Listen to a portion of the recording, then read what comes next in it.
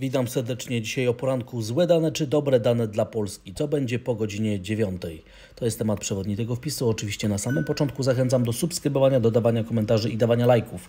Jeżeli uważacie, że te materiały niosą dla Was jakąś wartość i oczywiście tych wszystkich, którzy chcą śledzić mój portfel w edycji lutowej, zachęcam do wysłania specjalnej wiadomości, adres e-mail poniżej, a będziecie otrzymywać wiadomość z informacjami, jak modyfikuję mój portfel w zależności od zmieniającej się sytuacji rynkowej następnego dnia na indeksach giełdowych, na Forexie, na surowcach, na obligacjach, a nawet na Bitcoinie. Zapraszam, zachęcam i zaczynamy. Złe dane czy dobre dane dla Polski? Co będzie po godzinie 9? Zaczynamy fascynującą końcówkę tego tygodnia, gdy poznamy szereg niezwykle ważnych publikacji makroekonomicznych. Dzisiaj oczywiście najważniejsze wydarzenie to jest to, jaka będzie decyzja Banku Centralnego w Stanach Zjednoczonych o stopach procentowych. Decyzja zapadnie o godzinie 20, ale szczegółowy raport na ten temat będzie dzisiaj w popołudniowym komentarzu. Natomiast dzisiaj rano, będziemy się koncentrować na danych z Europy, a przede wszystkim dla Polski, ponieważ o godzinie 9 poznamy wstępny styczniowy odczyt wskaźników PMI. Wskaźniki to są wstępne dane dla polskiej gospodarki za styczeń, a wskaźnik PMI, który jest podawany, będzie nam mógł odpowiedzieć na pytanie, czy pewnego rodzaju polepszenie sytuacji występuje, czy pogorszenie sytuacji polskiej gospodarki.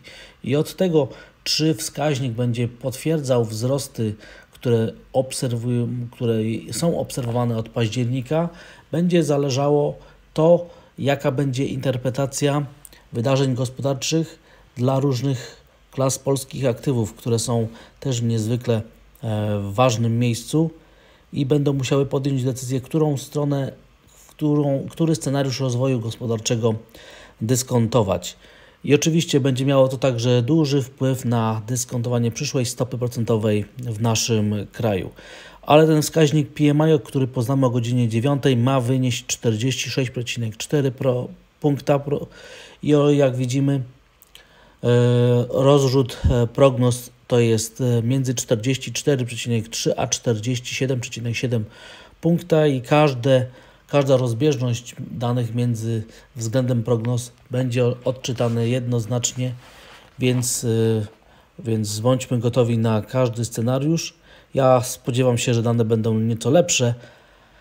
Natomiast jeżeli pokażą się dane złe, które będą potwierdzały negatywne zjawiska w polskiej gospodarce, to oczywiście rynek przyszłych stóp procentowych powinien na to zareagować i myślę, że warto wtedy obserwować zachowanie polskich obligacji, które wróciły w rejon 6% na rentowności. Jak widzimy, już trzeci tydzień trwa konsolidacja na polskich papierach. Tutaj zmienność jest niewielka i oczekujemy na następny ruch, ale pojawienie się krzyża, który na wykresie skrzyżowania śmierci, który sygnalizuje nam tutaj presję długoterminową na kupowanie polskich obligacji, czyli na dalszy spadek, będzie sprzyjać temu, żeby dane, które dzisiaj zostaną opublikowane, sprzyjały popytowi na polskie papiery. Patrzmy także na zachowanie dzisiaj euro-złotego, co się stanie z rynkiem w rejonie poziomu 4,70, który jest teraz najważniejszym krótkoterminowym punktem odniesienia. Każdy spadek poniżej, zwłaszcza zamknięcie dnia poniżej, będzie zachęcało do wywołania następnej fali umocnienia krajowej waluty, ale na chwilę obecną dominuje lekka, krótkoterminowa tendencja przeciwko PLN. Dodatkowo Warszawska Giełda Papierów Wartościowych, która wczoraj w perfekcyjny sposób obroniła swoje wsparcie, co widać na wykresie, konsolidacja jest utrzymana, która ma prowzrostowy charakter, czyli te dane makroekonomiczne, które się dzisiaj pojawią, jeżeli będą złe, zobaczymy, czy będą zinterpretowane na korzyść popytu na ryzyko, ponieważ teoretycznie powinna się przybliżyć wtedy szansa na obniżkę stóp procentowych. Natomiast jeżeli będą dane lepsze, to mogą być one zinterpretowane w taki sposób, że będą sprzyjały popytowi na ryzyko. Dlatego też moim zdaniem jest 75% prawdopodobieństwa, że bez względu na to, jakie będą dzisiejsze dane makroekonomiczne, giełda papierów wartościowych wzrośnie i generalnie polskie aktywa będą kupowane. Czy tak się stanie? Złe dane będą, czy dobre dane będą dla Polski? Warto obserwować, co będzie po godzinie 9 ze względu na istotność i znaczenie tych publikacji dla wyceny polskich aktywów. Ale to nie koniec. O godzinie 11 poznamy dane dotyczące inflacji w strefie euro. Zobaczymy, czy procesy dezinflacyjne faktycznie mają miejsce. Poznamy inflację w ujęciu core i standardowy odczyt miary inflacyjnej, a o godzinie 14:15 poznamy wskaźnik ADP z sektora prywatnego, z rynku pracy ze Stanów Zjednoczonych i tu także interpretacja powinna być taka, że im dane gorsze, tym lepiej dla popytu na ryzyko i generalnie zobaczymy, czy bez względu na to, jakie będą dane, popyt na ryzyko będzie je wykorzystywał na swoją korzyść.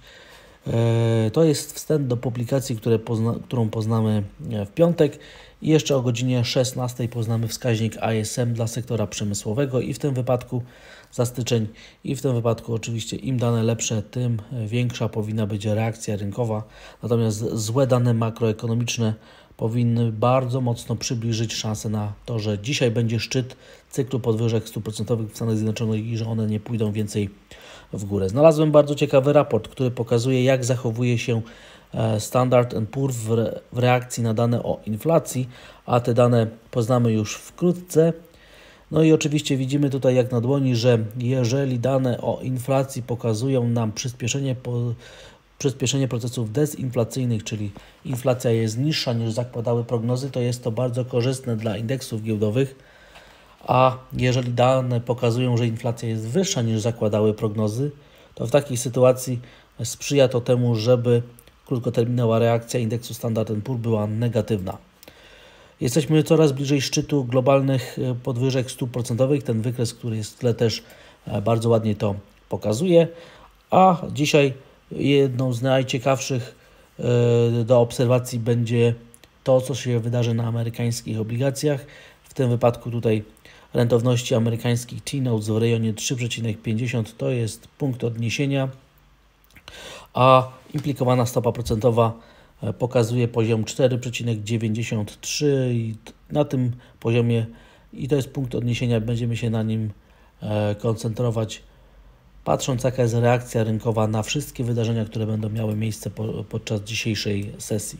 Obserwujemy także to, co się dzieje na euro-dolarze, a obrona poziomu 1,08 daje nadzieję na nawrót tendencji wzrostowych. Także euro-dolar dzisiaj także jest do obserwacji. Patrzmy także na zachowanie dolar-jena, ponieważ tutaj konsolidacja zbliża się do poziomu kulminacyjnego, zmienność powoli zamiera, a sytuacja techniczna sprzyja temu, żeby było mocne wybicie. Generalnie jest większa szansa na spadki niż na wzrosty i ten wykres, który widać w tle, myślę, że zachęca do wieszczenia, że takie wybicie może być nawet dzisiaj po danych oraz przede wszystkim po decyzji Fedu w sprawie stóp procentowych. Amerykański dolar i rentowności amerykańskich obligacji oznaczają, że patrzymy także na zachowanie ceny złota, a wczoraj w perfekcyjny sposób udało się obronić wsparcie rejonu $1900, czyli rynek oznacza, że to oznacza, że prawdopodobnie będziemy świadkami obrony tego poziomu jako punktu odniesienia, a scenariusze prowzrostowe są w tym wypadku faworyzowane. Popyt na ryzyko pojawił się także na cenie miedzi i obrona poziomu $9000 zaczyna faworyzować scenariusze prowzrostowe, dlatego myślę, że jest dzisiaj większa szansa, jest dzisiaj około 60% prawdopodobieństwa, że po Fedzie będziemy wyżej na indeksach giełdowych, wyżej na euro-dolarze i oczywiście, że to będzie sprzyjało popytowi na ryzyko. I bardzo podobnie zachował się Bitcoin, chociaż oczywiście w mniejszej skali i w tym wypadku ta obrona wsparcia $22 300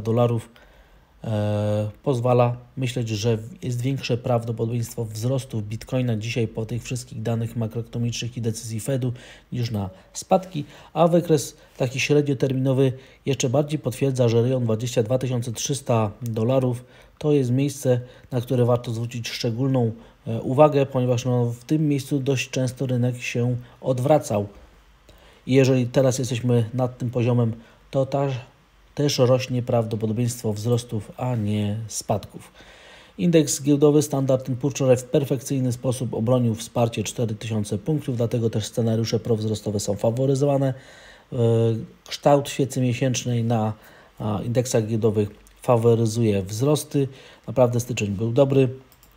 Przede wszystkim, jeżeli wzrosty po wszystkich danych makroekonomicznych będą trwały na euro-dolarze, to głównym beneficjentem powinny być giełdy w Europie, a już w szczególności rynki emerging markets, dlatego też te dane będą miały duże znaczenie dla polskiej giełdy, ale reakcję poznamy dopiero jutro, a prawdopodobnie ostateczną dopiero w poniedziałek, jak już będziemy mieć zbiorcze wszystkie dane, które są najważniejsze na początku tego miesiąca.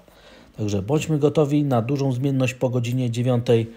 Czy będą złe dane, czy będą dobre dane dla Polski. Bądźmy gotowi na każdy scenariusz. Dziękuję za odsłuchanie tego materiału. Zachęcam do subskrybowania, dodawania komentarzy i dawania lajków, jeżeli uważacie, że te materiały niosą dla Was jakąś wartość. I oczywiście zachęcam do tego, żeby śledzić mój portfel w edycji lutowej. Jeżeli ktoś chce śledzić mój portfel, proszę wysłać zgłoszenie na e-mail podany poniżej, a będziecie otrzymywać wiadomość z informacjami, jak modyfikuję mój portfel w zależności od zmieniającej się sytuacji rynkowej następnego dnia na indeksach giełdowych, na Forexie, na surowcach, na obligacjach, a nawet na Bitcoinie. Zapraszam, zachęcam i oczywiście życzę dzisiaj bardzo dużej, dodatniej stopy zwrotu. Pozdrawiam.